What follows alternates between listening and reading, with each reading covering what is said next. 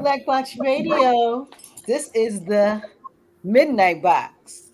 So we're in the studio. We're in the Creating a Vibe series, and it's so amazing because I have an amazing guest. He's getting something nice to drink for himself. He's here, Brother Marc Avon Evans. But while he does that, I'm going to talk to the people. I'm Queen, host at Black Box Radio. We are a media platform for Black excellence. We connect the Black community with information, and we want to be a positive presence in Baltimore City. So, one of the greater things we do more than anything is we platform Black people, and we give us places to be free and to display our talents and to talk about our greatness. And tonight in our Creating a Vibe series, this is the latest we've ever been on. So this is really, really like different. This is actually Marc's series. I'm just a guest. He's curating tonight. So he's setting the time and and the environment. so we're gonna go ahead and introduce Marc. Marc, you ready? I am, yes. Okay, so we got Marc Avon Evans. He's going to tell you guys about himself. He is so talented, uber talented. But we're going to learn about the man a little bit tonight also. So Marc, tell the people who you are, where you from, all that good stuff, and welcome to the box. Look, hey, what's up? Good evening. What's up, Black Box? Hey, family, how you doing? What's up, Queen? It's good to thank you for your patience because I'm an artist in the real world, and my tech game isn't as tight as my love for the arts and my hustle there. So I was having a little bit of challenges. Got some slow things happening, but I'm here. You can see me. We can see you. Yeah, so I'm a Baltimore native, Baltimore-based singer, songwriter, producer, promoter of arts, and indie artist, supporter and champion for the arts, for the independent artists. I have had, my lineage is Baltimore musicians. My parents are both musicians from Baltimore, and I studied music at Morgan State University, where I went for chemistry pre-med, and then fell in love with music and just kind of changed my entire trajectory. And I found my way of healing through music as opposed to medicine. So a more organic way to provide healing vibrations and literally sing people into better places. So let's see what I'm 51. I like to just the champion and celebrate the years of a 51-year-old Black man in America. So that's a major accomplishment, if anything else. A major accomplishment, exactly. Right. So but yeah, so I've been singing and writing for over 30 years.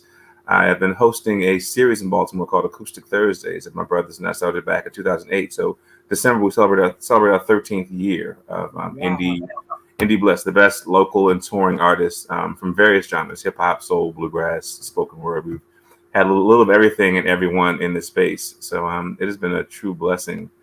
It was weekly for 12 years. And then, of course, when the pandemic hit, we had a 1-year hiatus. And now we're doing it now twice a month on the first and third Thursday. It was from 2008 to 2020. It was every week, every Thursday, unless, except for holidays or, even if we were traveling, we'd have one of our local brothers and sisters in the community come host a set for us. So it's been ongoing and it's still going. And it's one of the most beautiful things I've been a part of, because it really is about healing through the arts and sharing and being vulnerable and providing a space for artists to kind of come and share, established artists, aspiring artists, new artists, the lovers of the arts. And we do it every first and third Thursday downtown Baltimore at Next Phase Cafe. Next Phase. What's the address there? It's 112 East Lexington Street, right across from the Mitchell Courthouse. So it's right down in the heart of the city. It's like a basement cafeteria style. The owner, Tony, and his daughter Tamika, Tony Randall, they used to own Phase 10 on Howard Street in Antique Row, and they had a few partners, and they kind of think it got I don't know, so they got away from them, so they kind of they let the big thing go and brought it back to a small, more wholesome, more family. It's a family business, and they have been up and running for like the last almost 4 or 5 years now, and they invited us in when our other cafe closed. So we moved there from a small intimate space to a bigger space. It's still, but the love is still there. So it's been wonderful. So yeah. Excellent. I've been to that. Yeah. And Acoustic Thursdays is hot. Yeah, we have a good time. We last week, last Thursday, one of our co-founders, Adrian Moore, formerly known as Adrian Blue, who moved. He was started with us in 2008. We started at the New Haven Lounge, historic jazz club in East Baltimore. That was in Yeah, Northwood, excellent, near Michigan State. Northwood. Yeah. Yeah, yeah. That's Well, we you know started. what you told me when I looked at your bio, you told me something because I went to Morgan also. So, but Okay, that's why I okay. like you more because we both Morganites. Yeah, yeah, yeah, Yeah. yeah. So, and I think we were there at the same time. So, I was there from like in '88. I started in '88, and I was there. I did 3 years of studies, and then I continued my music. I stayed with the choir for a few years past that, and then continued yeah, studies elsewhere. I did piano and voice at Catonsville, but I just wanted to. I went from like chemistry, medicine, and science to the arts. So, and I stayed in science because ain't no singing over here. But yeah, so yeah, I graduated from work. So I'm listening to you. We had the same type of trajectory. You just yeah, fell in love with music, but you grew up exactly. with music. You have parents who were Yeah. musicians. Yeah, Indeed, indeed. And Baltimore has just a rich history of musicians, like that have been amazing artists here at home, but who also toured the world and traveled, and either big artists like we have Mesa, who was amazing in jazz and R&B and soul. yes, Who was I met at we were in the choir together, so she was one of my. We've been friends for 25 plus years, and I've been blessed to see her and watch her and still talk to her. Just one of our heroes indeed. But I mean, we have two podcast ties here, Jodeci, of course, the jazz like UB Blake yeah, and Billie Holiday. We have this amazing history of like just these artists who've come through yeah. and touched the world. And then but much the good thing about my circle of musicians, like and the guys I know, they play with everyone all around the world, because Baltimore is just a hub for talented musicians and artists. So And they I kind think of jazz is pull coming us out back and here. plug us in somewhere in the world, and we come back home Yeah, and still jam together without any ego. So it's one of the best things about the time. that's what's up. I think Yeah, jazz here is really on the rise. I mean, yeah, always been here, but I think that it's going to be a hub yeah. because it's like we're having like a music revolution here in Baltimore. Indeed, Not I think that yeah, it's ever been gone. It's just that I think there's other venues for people to actually for this music to proliferate. yes. And I'm seeing it more and more, like with Terra Cafe, and then Mm-hmm. the place downtown. I forgot his name. Keystone. Yeah, Yeah, Keystone. And they brought like a nice like a very nice jazz lounge, and like what's exactly. very very professional, very polished. Not just a bar with a band in the corner. They have a real sound system, and That's a real spot. it's a Mhm. concert space. Yeah. So a lot of that's going down in Baltimore. So Baltimore is becoming a hub Mhm. for music. There we go. That's what I'm talking about. Hey, let me We get get my that little something. let's Cheers, let's cheers. close it. Cheers. That's right. Ow! You gotta do that. I got my aqua, and you got what you drinking, bro? What's in that cup? I got some Knob Creek. A good friend of mine, one of my former mentors and employers. And by day, I'm a retail. I've been retail and retail beauty for 25 years. I work for Aveda.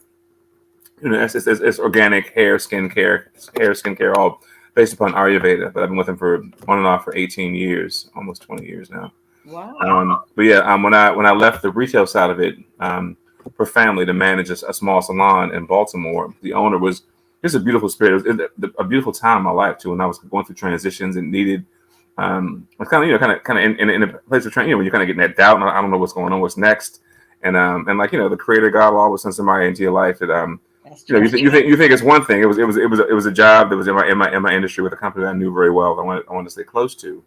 And ended up being like a big brother and mentor and a father figure. Like Edward's like is the owner of the salon. Edward is actually my father's age. He was an older white male, who just was a salon owner, just an amazingly beautiful spirit, who was just right when I needed somebody to befriend me, and who was willing to listen. Hey, I appreciate you. I love you. I see the light in you. So like he's very very spiritual. In meditation and crystals, and it was good that it was nothing was by chance. It was divine invitation for us to be there. So he was an appreciative, fine spirit. So he shared with me Knob Creek bourbon, and it's just become one of my favorites. It's just so smooth, and we want that little adult beverage for the end of the day, and it's warm and sweet, but not too sugary. So yeah, Okay.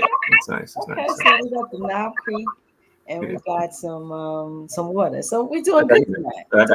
I got my water. I got 64 of those a day at least. I'm trying to get those in. There That's how we you go. can appreciate. That's how you're able to appreciate the spirits and the other things if you stay hydrated. So that's how it works. That'll work. That'll work. So, like, what? So you said you're in retail. So what do you do other than music? Because I'm a retail manager. So I've been with Aveda and retail stores. Well, I've been like I've been all through fashion, be like for Banana Republic, J hmm Crew, or for Coach handbags and leather goods. I've done watches and jewelry. I worked in high end men's clothing. But I got a part time job with Aveda, the hair brand, back in 2000. When a young lady I was seeing was she had big, beautiful afro. She was a poet I was dating back in the day, and she loved the product. So when I was working at Banana Republic, they opened a store in my mall, and I got a part time job at some Cool Points, and then got into a bicycle accident. I was riding a bike to work every day, and I got in a truck cut me off, and I slid and tore my face up, and tried this skincare, skin care I've been selling. I'm like, oh wow, like I literally I slid face first downtown Baltimore by the no, it was by one of the museums. But yeah, just with the Walters Art Gallery. I was riding downhill and hit the brakes. The bike stopped. I didn't. Flew over the handlebars and then tried the skincare stuff. And I literally took it. It saved my skin and improved my overall skin health. And hmm, I started appreciating like all the holistic approach to skincare, beauty, hair care. Because while it's a major retail chain, it really is holistic. So I became an honorary hippie, wanted to change the world through my work and and through being responsible as a consumer. And I've been with them. I'm managing retail stores. I know skin, hair. I do makeup. I've worked in the beauty school in DC for a while, and as admissions recruiting, getting new talent in. And so yeah, I dig people and products that have purpose, and not just products. I can sell anything because I've been in retail. I mean, I'm a seller. I love people and product, but if it has purpose, I need purpose in my stuff. So. that'll work. We're gonna get you. We're gonna get you a black box because we got purpose. I'm a person. We gonna Indeed, yeah. When we met the vibe right away. I'm like, all right, she yeah, and just, I appreciate what you do. Your site's amazing. Your outreach and your community focus is beautiful. So what's needed, indeed. exactly, exactly. So we're gonna get you on black box, or since you like people Yeah, and products, so yeah, we can definitely grow for sure. we'll do So that. listen, I wanted to say this and tell folks the backstory because I've never been on at 9 p.m. So this is an amazing experience. But we're adults and you have a family, you have Hmm. children, Yes, yes. you work, and so this is after work. Hmm. And I said, well, listen, I have to accommodate my brother because I want I all of this appreciate you talent. letting me come by a little later in the evening. Yeah, I want my brother to bring this talent to the box. So as adults, sometimes we have to compromise. And so I love this because it's like I'm doing something new because I'm usually done by 7, Okay, okay. Well, 7 or thank 8. you for staying late Yeah. for me. I appreciate that. Well, this is different, and so since you're curating this, and we're in the creating a vibe series, Uh the folks was thinking, oh, they saw the nice picture. They said, oh, we're getting a concert tonight. huh. So, but I know you I can were find something to share with because my background what's is your background? That's what I want to know. ironically I didn't realize I could sing until late. My father is a saxophone player from Frankie and the Spindles, so the bulk the Spindles are one of the bands they were the 60s 70s one of the top R&B soul bands, with regional hits. And I'm sure my father is the sax player from that band. My mom is a singer and violinist and visual artist, a painter. But I'm literally a child of music, You're literally. art, child of art. Yeah.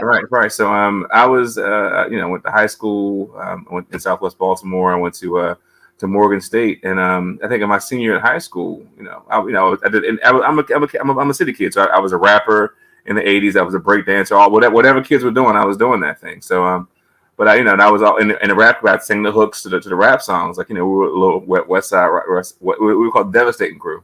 Ah, Me and my boys, it was everybody was a crew back then. But, everybody's a crew. but now they just little baby, big baby, and short baby. Right now, yeah. Now it's youngness and lore. Everything is lore, LOR, whatever. But when we were coming up, it was everybody was a crew, and it was 4, 5 of them. Yeah, A we go beatbox, deep. you had a Exactly. beatbox guy. You had a dancer. You had a DJ who carried the radio when y'all were out and would actually scratch him at the parties, whatever. So yeah, Yeah, yeah. So yeah. So things have definitely changed. Yeah, I yeah, heard you yeah, rap too. I heard you rap recently. I was like, oh, he got some skill. yeah. Well, no, I will recite a rap. I'm not a rapper anymore. You just be a voiceover, eh? In my mind, I'm still dope. I write lyrics down. I still as songwriter and poems and poetry. It's all I call them songs and word rhythm. There's a sometimes the story you're singing it's in spoken. It's a spoken song. So, but yeah. So yeah, that was me. I was a rapper back in the '80s, and then I kind of got into R&B, and it was. I mean, '80s. We grew up in R&B, so when R&B was really good. The '80s were fantastic. We had like People Bryson and Jeffrey Osborne, and obviously Luther Vandross. Like those are cats Wow, you on the bringing back radio. So my good biggest influences R&B. were more of the jazz thing, because for me as a kid, when I was like 13, my mom, I had great albums in the house. So I listened to Yeah, Carpenters, you said Kaepernick and McGill. albums. Woo, the Yeah, vinyl. real vinyl. See, look, Yeah, it's black plastic. It's a high grade plastic. It's a groove.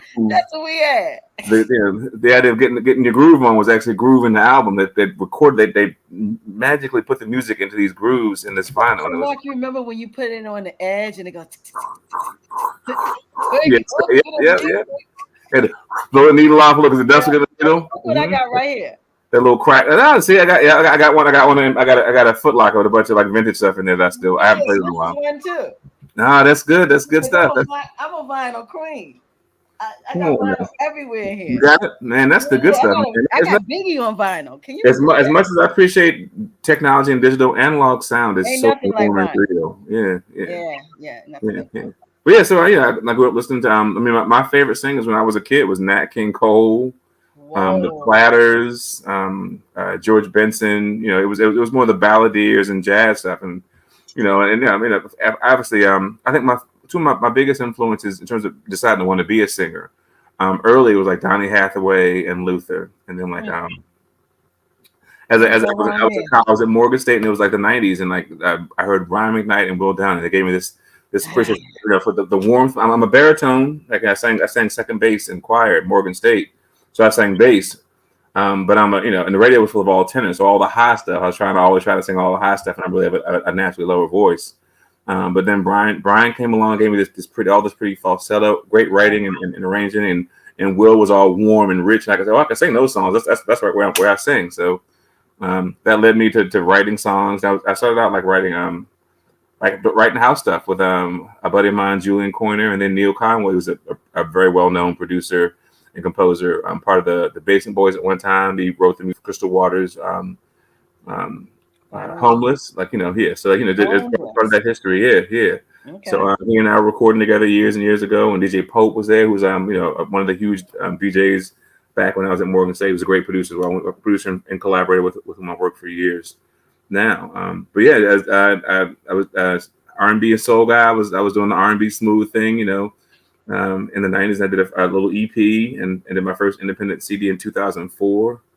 Um, and then that led to getting some, when MySpace was out and all the other platforms of music, I would Yes. get emails about, hey, can I play your song on my radio show in the UK? And it was a DJ who reached out to me, and then that led to him purchasing a song that I'd written with local producers.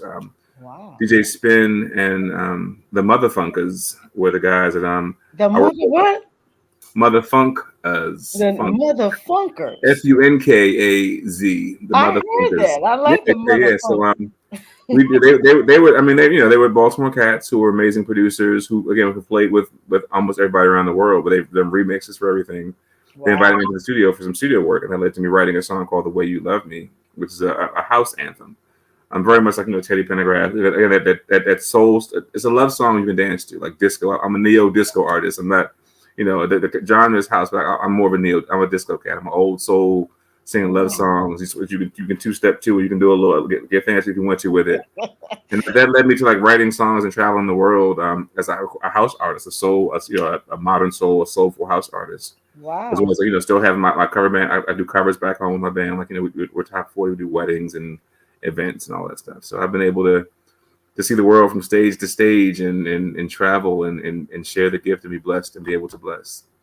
Yeah, that's a blessing to have a gift Yeah, that takes you all over the world. That's God's grace for sure. it is. It is. I had no idea it'd be that way. I always wanted it. It was still a genre that I didn't think would happen, but of course that opened the door to everything else I've been able to do. So. Well, let me ask you a question. When you said you didn't find out you could sing until late, right? Hmm. Hmm. So tell me how that happened. Did you just because when you're young, we sing in the shower, the bath, you always sing it. Right. You know if you can sing, your parents hear you like sing that again. I, You I, know, I'd always say like the fact that like for me growing up music because music was like cereal. Like when you're growing up, you had cereal in the cereal. house, whether it was good the cereal you want, the name brand or the stuff that came in the bag on the shelf, or it was stale. We always had it. It was music. Always had some I had cereal. no idea how much I appreciated music because it was everywhere. You took it for granted. So, and as a kid, like when you're a kid and your parents are young, and you had the band has rehearsal, we didn't have daycare. We couldn't afford it wasn't in a realistic budget for a young black child or Yeah, young black teen you to was have locked this. in with the The parents. kids came to rehearsal, so it's all in we playing with Tonka trucks and GI Joe, was singing Earth Wind and Fire, and Wow. whatever the band was playing. We were there humming and playing with our little toys and humming along and just absorbing all this music. Had no idea we were absorbing all this music. So um, here, 20 years later, I'm in high school, and I think I was singing. In high school they have the holiday concert, and every class, the ninth graders, 10th graders, Yeah, yeah, yeah. juniors and seniors do something, and the seniors were doing something. So they had me sing chestnuts roasting on an open fire, the Christmas song, Yes, the yes. frost nipping at your nose, and the Dr. Bill Cummins, who was at the time our school's music teacher, who's now at Coppin, and I haven't seen him in years, but he's like, "Where have you been all this time? Like you've been here all this time, and I didn't know you could sing." I said, "I didn't know I could sing either. I just sang. We just did it. It's what we did. That we sang what was on the radio, and we had the hallway jam. Me and the boys were doing New Edition and Boys to Men stuff in the hallway. But I had no idea I could really sing, and I probably couldn't. Like I could just sing back then. I had to learn and fall in love with it and really nurture it. But it was Morgan State. I was there studying chemistry, and then it was in the '80s. Remember Hands Across America? Yeah. They were doing Hands Across Morgan. So the choir was out there holding hands, focusing on unity and peace in the world. And I'm like, oh my God, I love that. I want to be a part of that. So I joined the choir the next week, and the rest of this is history. I never stopped. I fell head over heels in love with music, and I've been doing it ever since. Well, Morgan's choir is an elite choir. It is. It It goes is. around the world, and then we have I think Dr. Nathan Carter was his name. Yep. Yep. Dr. That Carter. guy was He he was was brilliant. amazing. He He was brought brilliant, the and he best had up. and a lot of singers came from all over the world to sing with him. Exactly. And so Exactly. Morgan Choir was it was the top echelon, of Hmm. choirs, and has sang in plenty of places. And they still are. Dr. Eric Conway, who was one of his mentees, is Hmm. now the director of the choir. So he was there when I was there. He was a student, a graduate student there, um, Okay. accompanying and all the stuff we did with the Philharmonic and the orchestra. We BSO. We would travel Yes. to Nassau. We go. My first time around the country was to Nassau with the choir, and that was like in the '90s. Morgan was known for the Yeah, choir. That yeah, that was a big a big thing with Morgan is our choir. Our band was tough too, but the choir yeah, yeah, yeah. choir was the most money coming into Morgan. Of course, yeah. Yeah, More than athletics, right? Right. How about that? more Indeed. than athletics. That's How true. about that? So the Yeah, arts have place. They have value. They really do. They really have value. yeah, So they really have value. mhm. So you in high school you learned you could sing. Wow. Yes. Hmm. So Hmm. do your siblings sing? Yes. And so when you come to Acoustic Thursdays, especially now, two of my sisters, my two younger sisters, Maya Nicole, who's 10 years my junior, and Corinne, who's about she's a little less, maybe 15 so years younger. But they are both amazing singers and songwriters. Maya's a published songwriter. She's been writing for years, and like more like R&B and contemporary gospel, like more inspirational songs. Oh, She has okay. some things produced and published for other. She's written for other artists, as well as like my guitar player, my brother, guitar and bass was Kevin Jackson. He's written on his last few CDs as well. And then my youngest sister, Corinne, who just has an amazingly rich. Like Maya's a soprano, Corinne's an alto. So we have a great blend, and I do And tenor. you a baritone. Wow. Yeah. So, but I made them. I love them dearly, and whenever they come out and hang out at Acoustic Thursdays, I say, please come on down and sing something. That come feature, and I put them on as a feature. And they would do a few songs, and they're just amazing. And then I said, look, we have a gig. Something. So I didn't even ask, can you? I said, we have a gig. They said, what? I said, no, we have a gig. You're going to be. So for the last 3 years, they've been on any big concert I have locally. If I do festivals, I do things like I do concerts like the Creative Alliance, wherever I'm doing a show, or if I curate a series called Baltimore Plays that I've done for the last 3 years. Where I've been able to my band, and I've rotated the artists from Baltimore. We've done like Baltimore Plays is conceptually like Baltimore. Baltimore, a diverse group of Baltimore independent artists get together and we do these iconic works of music, like we did Motown. So, and we did Soul Christmas, which is like all the the chestnut, all the R&B stuff that we love for holiday Black folk love. So like I'm Fat Daddy and like the Mariah Carey and the Boyz II Men, Let It Snow, and all the Motown. Ooh, Silent Night. Yes. So we did a whole holiday thing at Christmas. We did Motown. Our biggest one. We started with Schoolhouse Rock. We did the Wiz. You did the Wiz? The Wiz, yeah. So yeah, I'm saying the Baltimore Plays series at Creative Alliance has been amazing. And if not for the pandemic, we'll pick it up again hopefully next year. But we've been off for a year and a half. No bad news. Yeah, exactly. That's why I love the Wiz. We did the Wiz. You can't win. Yes. You're giving and you can't get out of the game. People keep saying things are gonna change, but it looks just like it's staying the same. So we did. But our biggest one, our most successful one, we did Lauryn Hill, a Lauryn Hill tribute, and it sold out 3 times. We did 2 shows at the Creative Alliance and one at the Art Social Club. We brought it around the way. In fact, during the uprising, we made an intentional effort to bring the show back into Baltimore, back to the last grand Black-owned, like one of the last historic Black-owned venues for music, and that's Art Social Club, right there in North. And we even have a good friend of ours, Brooks Long, who's with Creative Alliance, helped us get a grant to do some restorations so we could actually bring the concert into that space. So. And Lauryn Hill was, we did the whole Lauryn Hill album with a lot of the Fuji stuff, and we threw some Wyclef in there. Like it was amazing. We've done some amazing work. Yeah, my sisters and like Kristen B, Jamal Blackwood Collier, Word Slave, Rasan Eldridge is a great songwriter as well. Amachandra, Jonathan Gilmore, who's amazing he just did a thing called Funktopia at the Baltimore Rock Opera. So like the network and the community is so ingrained, and we all just support each other, and it's just so much talent. So, but Baltimore Plays we've done for the last 3 years now, and we're hoping to get back this year. What y'all doing this year?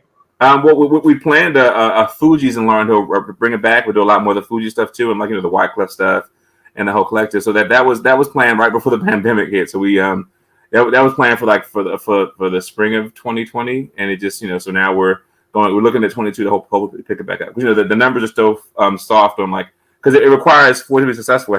We had a full house sold out, 300 people in the space, standing room only. It was a stand-up concert, not a sit-down concert. We're hoping to get back to that as soon as possible. So as soon as it's safely possible to get back in that space, we will do that. But we still perform. The music is all part of it. My sisters sing with me. They now co-host, or they help me hosting an Acoustic Thursdays. So they're there as a part of the show. They're now part of the band. So it's really a family event. And like whenever I can't be there, hey, can you guys host for me? Or I'm working in Virginia. I'm coming in late. You got the first set. We got you, brother. We got you. So it's a blessing. Are they in Baltimore? Yeah, they're in Baltimore. Yeah. Oh, they're in Baltimore. Okay, so they can come down and hold it down until you get there. Mm-hmm. Yeah. Because I'm from Baltimore. I live in Montgomery County now, but I'm still a Baltimore artist. Baltimore has been my home. I moved here in the spring. It'll be 3 years. Okay. But I work in Arlington. You work in Arlington because when I came, the sisters didn't. I just saw Chuck, brother Chuck, the bebop. Came. The baddest mouth in the land. The baddest mouth in the land. And then you had a guitar player, a bass. Yes. Mm-hmm. So I didn't see the sisters that time. So I have to come back to see the sister. Corinne. Corinne and Maya. And Maya. I got to meet those ladies. Yeah. And that's them on your picture, right? Yes, exactly. We did during the pandemic. We had a lot of virtual concerts. So that was actually here in Tacoma Park, where I live. Through one of the nonprofits were doing an event there. They were featuring. They wanted us to come and perform some stuff. So we got to perform some original songs and songs of like healing. During it was like right around the time of the election as well. So it it was great to have and be able to perform in that space. And like, and again with my sisters, it was very intimate. It was just the band and the technicians in the studio, and it was great. It was great. Okay. Okay, so we're gonna do something because I want to know this. Like, if I were to say, what is your most favorite song? What song do you love? I want you to just start singing it. Wow. There's so many songs of my favorites. Um, Really? I have a lot of songs that really just touch me. There's certain songs that aren't mine that draw me back regularly. Um, a song from an artist named Jeff Buckley, "Lover You Should Have Come Over." He was a Canadian, kind of a classically trained rock artist, amazing singer. He passed in his late 20s, like almost 15 years ago. But a great songwriter, and just, he was blues and soul. This little white boy could sing and play, and he loved Nina Simone. Like, he was a student of music. Okay. So just a beautiful song. Well, give me some. Man, I've set myself up, didn't I? It's not one of the songs that I sing, but the song itself. I think I don't sing that song, but there's a line in that song. Oh, you don't sing it? I don't. Oh, okay. I want a song that you like that you will belt Gotcha. out. Okay, my favorite. I mean, I'll just go to like jazz stuff. I mean, if I or in my interpretation of songs, because I mean, artists like Vinx are huge influences. Like, he's one of my big brothers and mentors in music. You're familiar with Vinx? Okay. But I like to do my take or how Vinx influences me as a jazz and interpretive vocalist. And I love show tunes, so I play around with fusing together. Well, I'll just do it. Like, Yeah, just do it. Songs of Hope. The sun will come out tomorrow. Bet your bottom dollar that tomorrow there'll be sun. Just thinking about tomorrow clears away the cobwebs and the sorrow till there's none. Tomorrow I'll love you. Tomorrow you're only a day away. When I'm stuck with a day that's gray and lonely, I just stick out my chin and grin and say, oh, the sun will come out tomorrow, so you better hang on till tomorrow, come what may.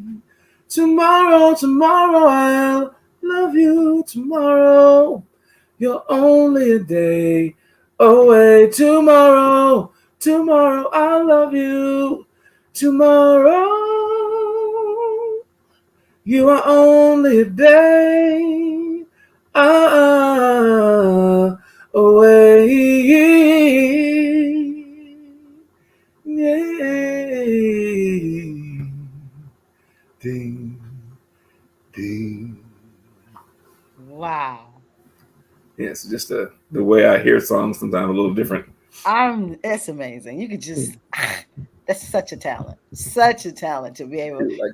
Thank you. That was beautiful. And that's one of my favorite songs. Mm-hmm. And you just you made it your song. I just hear it the way I hear it, like, yeah. So, yeah. Amazing. So that's one of your favorites. One of my favorites to sing, and just one that people are taken surprised by, because the way I do it, and one is a black guy singing Annie's Tomorrow, and then I'm doing like a jazz improv big thing with it. You take it to a whole new level. I can hear all these like changes and strings in it, so I just kind of go with it. So yeah. That's what's up. So if I were to say, like, between Donny Hathaway and Marvin Gaye. Oh, come on! Don't do that. Why would you do that? Why would you do that? That's not. I'm coming for you, brother. The most doing the verses right now. This. Oh God! Can you imagine? Where music would be that verses alone? If someone was a talent. Yeah. Oh my God! I'm almost in tears. I'm like, oh, this. I mean, because those are two of my hugest influence as an artist, as a male soul singer. I mean, I call Donny. I think Donny Hathaway was probably the most believable singer, because he just sang with so much passion, and so I believed So talented. I believe he believed everything he said and sang because it was so emotional and Like Young, Gifted, and Black. oh man, just his whole pouring of himself into it. Like he was just very much aware. Like he had his demons. They say his imbalance there. Yeah, his mental illness. Yeah. Did you ever see the production called Twisted? No, I haven't. It's a one-man show. It's a brother out of the South. I can't remember his name. I saw it here. Yes. He wears a hat like Donnie. Yeah, have you seen it at Center Stage? Amazing. That thing, oh my God, that's my for real. That thing, it is amazing. Amazing. His interpretation was one, but the whole story and the way it's written and the way the room, how rich his voice and the richness and the texture of his voice. Yeah, but just amazing. And then Marvin went through phases of like being like 60s doo-wop and like being the clean cut. They were trying to keep the image, so it was white friendly or whatever, and then came into his own and like the civil rights movement and like and being aware of how the black and the beauty of like of that album, like Mercy the whole album and What's Going On album, like just as he came into his own and just Marvin died. Had a very brief life. Yeah, ironic and sad. The music was the most richest music ever. Yeah, and that verse, timeless. It's irrelevant and timeless. Yes. yes. I can imagine either like who would do a verses with Luther? You would be who's going to do that verses? Downing, but they're like different. You'd have to. It'd be someone that wasn't in the same genre. You'd have to go someone like him against Freddie Jackson or. Because I mean, none of them were. They didn't have what Luther the catalog or just the impact. They got an instrument. Yeah, I mean, like you had to put like a Jeffrey Osborne or somebody who could really someone who's got a catalog of music and just and different, totally different. Like Freddie was too much. They were all Freddie Jackson. They were all like too Luther like. They were R&B big guys. You're right. You got to have somebody just somewhere different. Like Jeffrey Osborne, without a doubt, would be killer on one.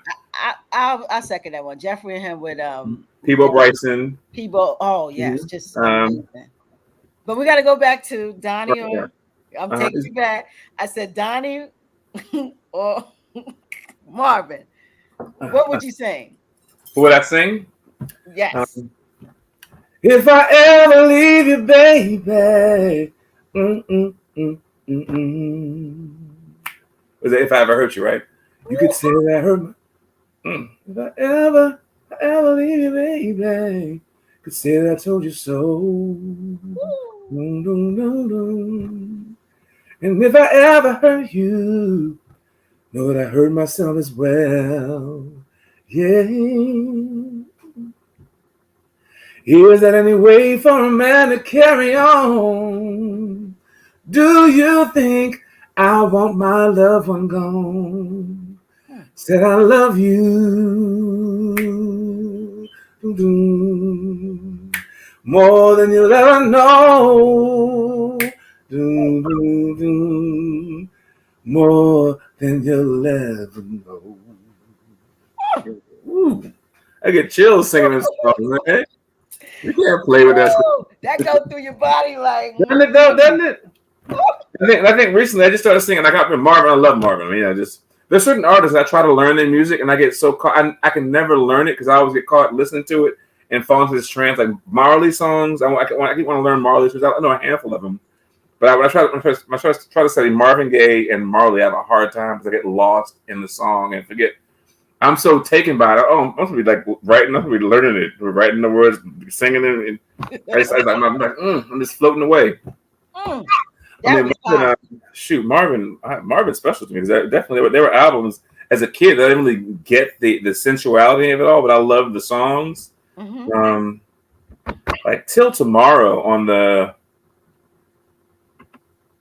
Midnight Love album, the one that had like Come On, Sexual Healing on it.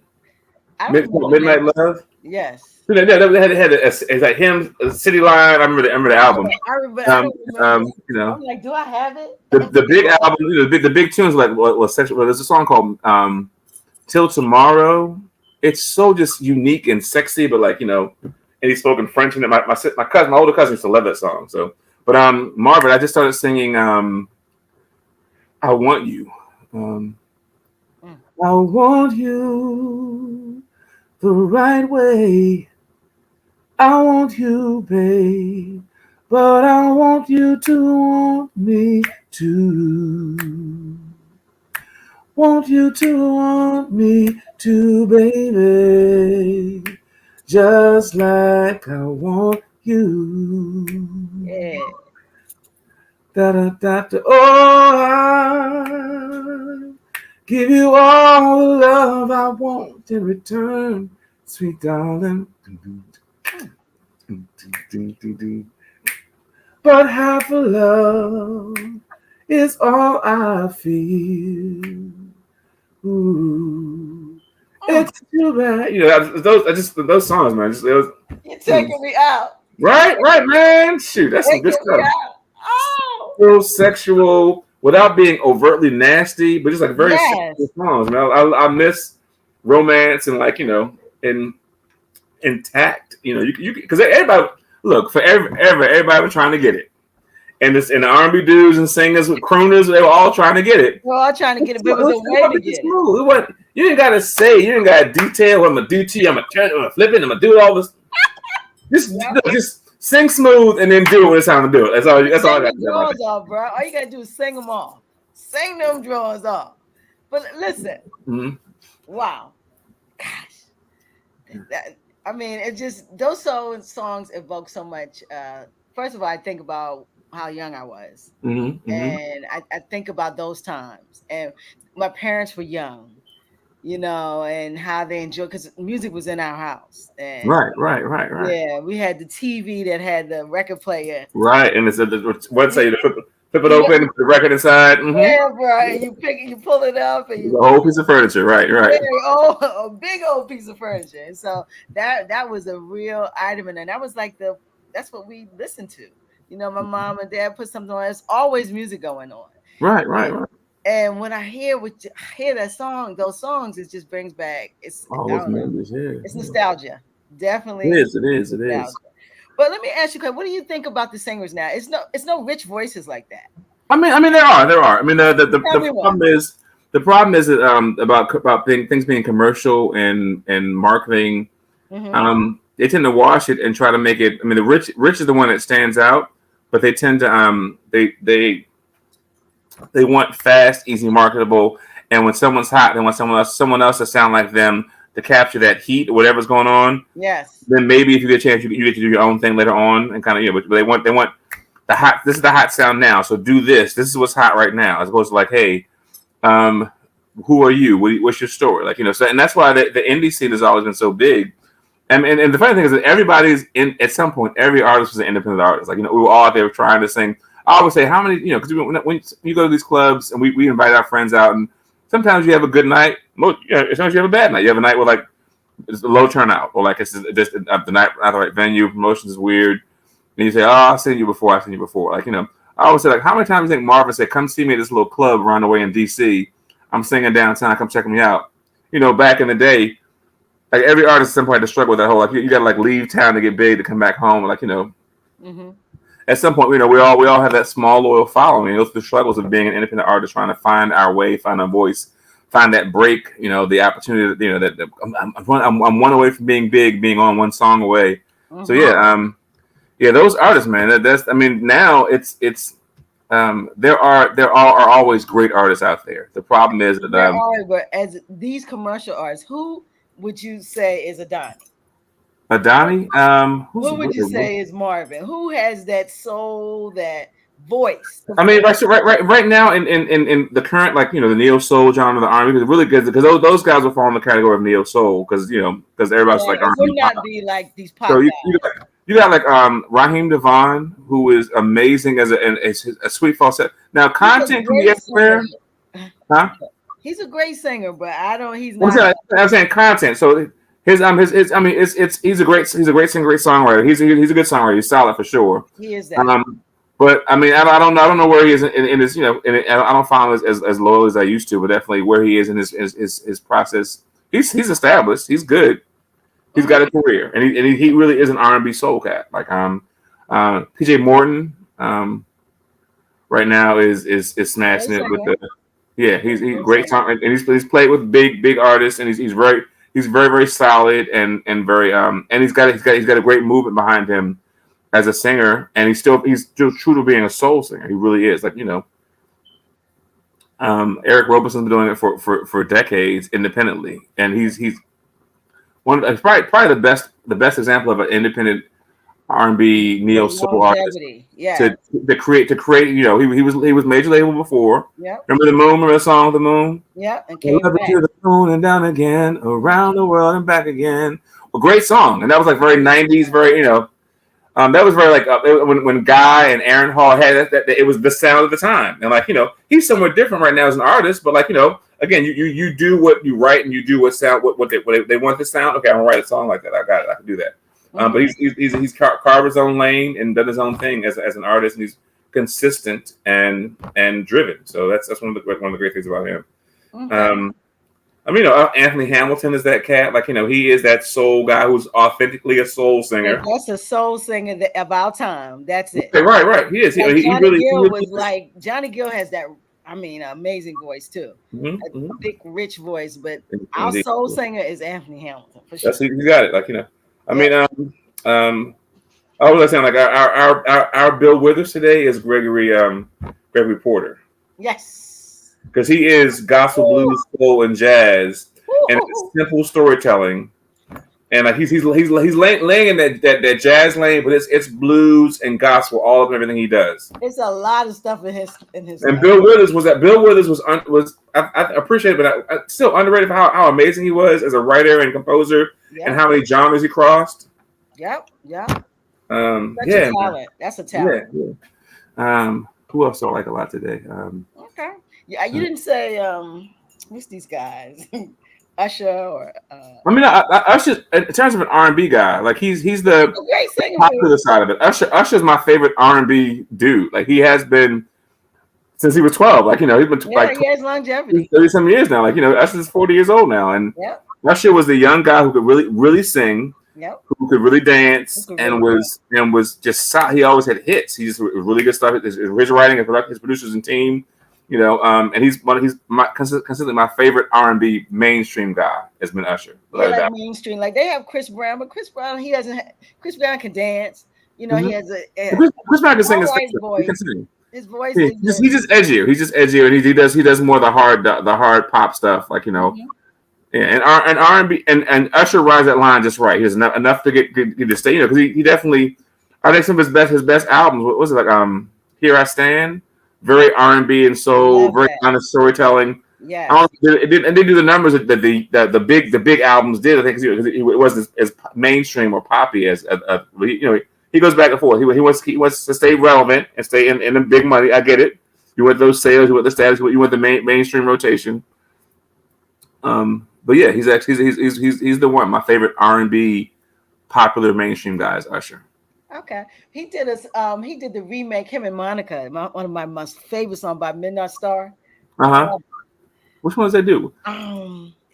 What is him and Monica did? Play another slow jam. Is that it? Okay, yeah. Play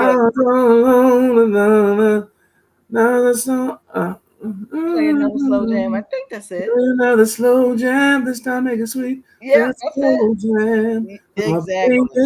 For me. Slow. Yeah, that is one of my favorite songs. I mean, I love Midnight Star and those groups back in the day. That's when you pick up the thing and you put it back on. You pick up the arm and put it back, and you look for the line and you put it back. Nice. I remember having a cassette player, and you could play when on the auto reverses, they play both sides. Yes. The fact that even like now, because like now singles are so hot, people don't do albums anymore. It's not a body of work. They chase that quick money, you know, short attention span. Sure. Just, you know. And they stream everything. It's you really can't. You know, an EP is as big as you're gonna get. Yeah, it's hard to do an album, like, you know. But I mean, but the reality is all the indie artists. I my tried and true. My story has been try to do a body of work. I mean, I know singles are faster, But whenever you perform, you should have something tangible to sell. People say, well, people don't really buy CDs, but they buy merchandise. They buy if you perform in that moment of influence, you can never devalue the moment of influence you have as an artist. If you're on stage rocking, they want to rock with you. So they if you walk up stage, I got a product, or you can download something, like whatever.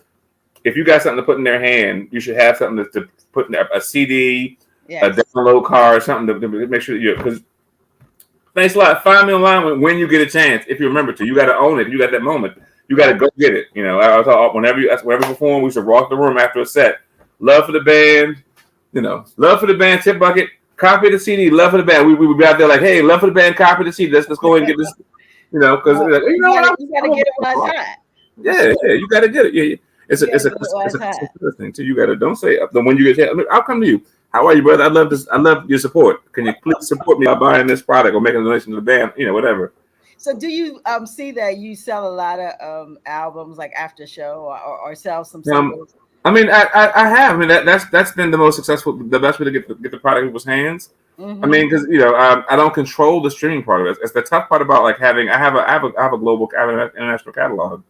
And I've done 7 albums. Wow. I've done three on my independent label, on my own label. My first album was in 2004 called The First 7 Years. Very, very Will Down, very R&B smooth, Will Downing, Brian, in that vein of R&B smooth. And my second album was 2008. It was a live and acoustic album.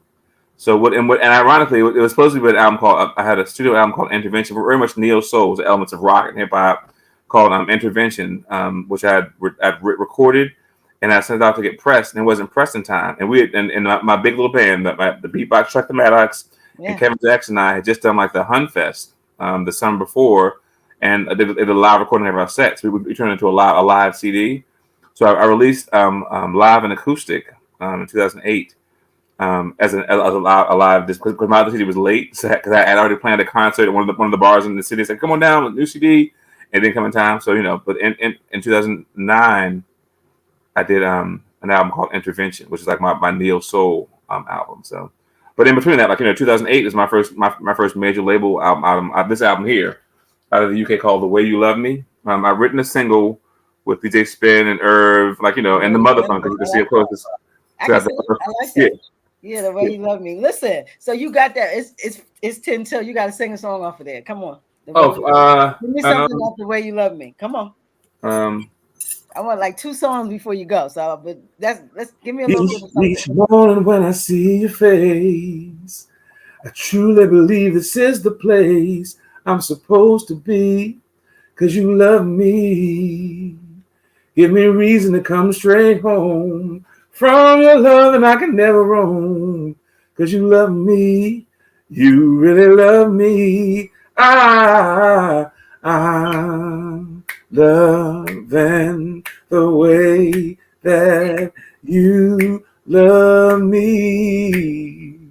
I'm loving, I'm loving. Oh, I'm loving the way that you love me. Whoa. I wrote that in 2004 at a coffee shop in Baltimore, and it ended up being a major hit overseas. And in 2005, I got a phone call to come perform in London. I'm like, who is this joking with this fake accent? It was a dude in Britain named Cleveland Anderson, my first agent. Like, hey, Mark, I want you to come over and do a concert at this place at the Southport Soul Weekend. And I'm like, okay, all right. I thought it was joking. And the ticket came, and they flew me out. So, as an artist with a cover band, you play bars and events for 3-4 hours, singing 3-4 hours of cover songs. They flew me overseas, 8-hour flight, 9-hour flight to London. I sang for 15 minutes. I did my 2 songs, and Luther Vandross in the middle of it. It was a mix of I had 2 songs I released, The Way You Love Me and I Don't Want You Anymore. And then my DJ producer put flowers bloom on and dew, and the beauty seems to say it's a pleasure when you treasure all that's new and true and gay. In the middle, I had a 15-minute. I flew 10 hours to sing 15 minutes, and they paid me more money than I've ever gotten before for singing for 5 hours. And they fed me, and I went back home. And then I was doing I did it every month for 5 or 6 years, going out, and I ended up recording an entire album. You did that every month. I mean, I did it. I mean, when I first signed that label, I was overseas every month somewhere, just doing weekend days. I pop in, I would do Friday in London, Saturday in Switzerland, Sunday in Amsterdam, and come back home and go back to work on Monday. Be tired, but I'd be there, like, you know. So I mean, Really?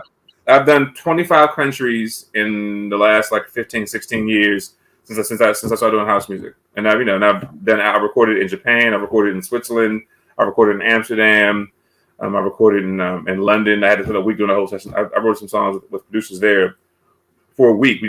I came in the studio. We wrote 5 or 6 songs. I think 3 of them stuck. We have 2 kind of shopping other artists right now. But I've been able to see the world through music, and it's been the biggest blessing because I didn't expect it to happen that way. I'm telling you, the blessing of song is such a blessing. It is such a blessing to be able to sing, and because it could take you so many places. And I'm listening to you. It's like you've been all over the world with your voice. You know, Mm-hmm. something that God planted inside of you. It's not something that you were able to harvest. It was Right, planted. right. It was a gift. I got to be able to use it, and I got to give it away. I got to give it back. I can't hold on to it. If you got a Absolutely. gift, you watching this show and you got a gift, and you're not sharing your gift with, if you're not nurturing and making your gift get the best it can be, and you're not sharing it with the world, that's not design. By design, you're supposed to share that with somebody, some kind of way. You know, whatever way makes you feel comfortable. No one can take it out of you, but you have to find a way to make sure you are taking that gift that was given to you and you putting that light out there some kind of way. And we all have gifts. Yeah, So, indeed, whatever that gift is, exactly. and we have to give it away. And you know, the Mhm. gift is what you give away, and you continue to give your gift away. Yeah. And your gift is it's you have such a I don't know, it's like it is like a Knob Creek. It's soothing, it's brown. You know Uh, what I'm saying? It makes me feel good, bro. You know, I love it. I love your voice. So you know, you gotta hit me again. I want something love that promotes love, inspiration. You know, we got 4 minutes. We give okay. give me some Oh, love. here. Can I Inspiration. find this? If I can find this track, I have a song called "My Heart Remembers." There we go. Um, Let's well, no, get it. I wrote a song. Look, my son who's now 7 and 3. We're driving. He had a moment of being upset, and he got mad. Like he was like 3 years old. He said, "I'm sorry, mommy. I'm sorry, daddy." Then he apologized to himself. I'm like, wow, that's heavy. Because like, you know, as adults, we tend to make mistakes and hold on to stuff. So, the song's called "I Forgive Myself." I'm singing a little bit of it. Through him, I wrote the song. It was a gift to me through him from God. So, for any hurt I've caused myself that led to someone else's pain, I ask forgiveness for each one of them. Yet one aching heart still remains. When silence is far too loud to sleep, when words seem to fall upon deaf ears, know that my heart longs for acceptance, or from it hangs one unhappy tear. I forgive myself, accept that I'm human. I forgive myself for breaking my heart. I forgive myself for all my grief. I forgive myself for lying till I believed. Like, you know, we tend to get hurt, and we forgive other people and hold on to our part. We tend to not let ourselves be off the hook for making a mistake, for being human, for being in that moment. So That he was beautiful. apologized and inspired me to write the song. Like, wow, yeah, you got to apologize to yourself, and you have to accept your own apology and move on and be okay with being human. That is so beautiful. I forgive myself. I forgive myself. I Right. lo- that's a jewel. I was going to ask you to leave us with a jewel. That is the jewel. Cool, cool. Yeah, just Forgive figure, yeah, yourself. we'll be okay with growing and making mistakes along the way, like, you know, and then forgive yourself and just acknowledge it and move on. Keep moving forward. Keep move forward and upward. That's the goal. Wow. Bruh, listen, when you guys do the Fugees, I got to be there because Okay. I miss your You set. know, you know, I'm still hurt that I that's missed okay. it. Look. You're supposed to send me a text, Queen. Don't forget. We got we're gonna do it a whole bunch of other times. We're gonna be there for you. I'm telling you, I want to. I can't wait to see you with your sisters. I know that's a synergy. You guys been singing together probably a very long time, so you know each other. You know each other's voices. So that's Mm-hmm. probably a nice mix. And so Chuck is there too with his them, of course. The Why would big, I yeah, say? yeah, that's it. For brothers, yeah. Yeah, But yeah, okay. so look, follow me on like at Mark, what they say, Marc Avon Evans pics on Instagram, and at Baltimore Plays. You get to hear all the stuff. It connects to all the things we do. So Okay, so that's IG. IG, yeah, yeah, those Okay. are both on IG, and then on Facebook it's Marc Avon Evans Music. Mark with a C. Marc Avon Evans Music. So is that your name, Mark Yeah. Avon? Yeah. So they named you a star before you was a star? I love it. Mark Avon Yes. Evans. Who thought of that? All four levels. Well, Evans has an S, but it's just Mm-hmm. amazing. Mark Avon Evans. Love it. Mm-hmm. Great name. Great name. Great name. Do any of your children sing? Yes. Yes. Yes. Really? You passed the gift. Yeah. I've been able to do that. Yeah. Yeah. We do. Yeah. Wow, amazing. That My, must my be my son Avery, Honest Abe, on like SoundCloud is like doing like this really smart like hip hop fusion of hip hop and rock and soul, like hip hop, rock and pop stuff. It's really good. It's really good stuff. I'm hmm. very proud of him. He's amazing as an artist and writer. He knows where he's going. He's doing really well with it. So he's a good singer. Yeah. Excellent, excellent. Well, listen, Mark. You know what? I love that you changed my whole game out here with my time. I love that. Well, thank you for And inviting me and allowing this me to stretch it out a little bit. Like I definitely want to do it. So yeah. yeah, it's been very enjoyable. Okay. You serenaded the shit out of me. I gotta say it. And listen, you have a beautiful voice. I mean, since I've every time I hear you sing, I'm just like, wow, his voice is really beautiful. And you know your voice. You know, a lot of people have this power, but you know how to play with it and deliver it, and that's the beautiful thing. And I've seen you like sing with people just impromptu. And I'm like, oh, Yeah. guy knows because you have to know your voice to be able to do that. Know your instrument and you know yours. Years of training and like and listening. I want. Okay, I want to be a part. Find something. Let me find something. So. I get it. Most artists, it takes a while for us to like our own voices because we want to emulate so much. We want to Mm, sound like our idols, and we're like, oh, I don't sound like them. And then it's okay. You sound like you. It took me a while. Irvin Madden, my guitarist and bassist, he's usually there with me on Thursdays. I was yeah, like, hey, man, you sound like you. That's the right thing. So I don't sound like anybody. No, you sound like you. That's exactly right. So that's it. You got to sound like you. Because it's your gift. yeah, And I think I hate when I see other singers. They emulate others, and you can tell. Just sing you, mhm. do you. Yeah. Yeah, just do you. So we appreciate having you. Appreciate No, you Queen, thanks for coming having on and me. after work and got your Knob Creek. I'm so happy you came on. So I appreciate having you. You got to come back, and then when you do something again out in the community, I'm going to be there. But I'm coming back to Acoustic Thursdays. Hey, I'll come be on, there come on, come very on. soon. I'm going to pop Now, in. look, next week is Kevin Jackson, my brother. It's his birthday. We're doing a birthday feature. So it's Kevin's amazing songwriter, composer, producer. His birthday is next week, and he's featuring on his birthday week on Thursday. And we have an artist coming out from Pennsylvania to feature along with another artist. So it's gonna be a really good time. So what time is that 8? It's every first and third Thursday from 8 p.m. to 11 p.m. at Next Phase Cafe. Yeah, I might have to drop through there and see what's going down. You I like think I'm gonna have VIP to do status. that. You want to do it. We got you forever. You good. Wherever we're there, you come on through. Yeah, I think I'm going to come through. You said a birthday. I mean, he gonna put it all down. He Oh gonna yeah, he's gonna show off. He's gonna show off for sure.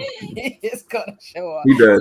He's amazing. He's so humble and talented. So it's gonna be good to see him in his. I listen in his element.